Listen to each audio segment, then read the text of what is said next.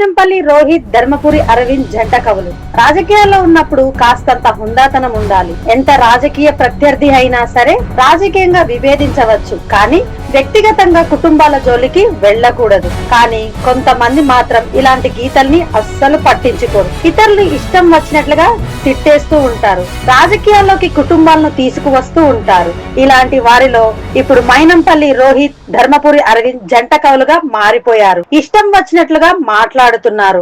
Mynampally Rohit Congress MLA. తండ్రి మైనంపల్లి హనుమంతరావు పలుకుబడితో ఎమ్మెల్యేగా మెదక్ నుంచి గెలిచారు. 25 ఏళ్లు నిండగానే ఆయనకు అవకాశం వచ్చింది. హుందాగా రాజకీయాలు చేయాల్సిన ఆయన కేసీఆర్ గారి పైనే విపరీత వ్యాఖ్యలు చేస్తున్నారు. వాడు వీడు అంటూ దుర్భాషలాడుతున్నారు.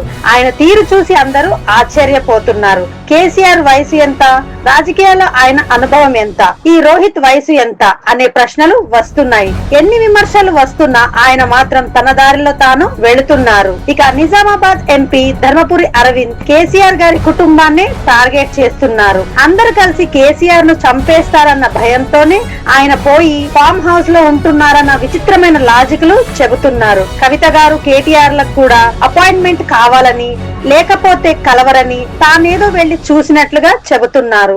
ఇలాంటి గాసిప్లను ప్రచారంలో పెట్టి ఆ కుటుంబంలో ఏదో గొడవలు ఉన్నాయని అందరికీ తెలిసేలా చేయడమే అరవింద్ టార్గెట్. కానీ కుటుంబాన్ని ఇలా రాజకీయాలకు వాడటం సరైనది కాదని ఆయన అనుకోవడం లేదు. వీరిని తిట్టి బీఆర్ఎస్ నేతలు వారికి పబ్లిసిటీ ఇవ్వాలనుకోవడం లేదు. ఎమ్మెల్యే రోహిత్ కు కౌంటర్ ఇచ్చినా పెద్దగా చేసేది ఏమీ లేదని అనుకుంటున్నారు. అరవింద్ కు జిల్లా స్థాయి నేతలతో బదులు చెప్తున్నారు. కానీ రాజకీయాల్లో ఇలా మాట్లాడటాన్ని ప్రజలు హర్షించలేకపోవచ్చు.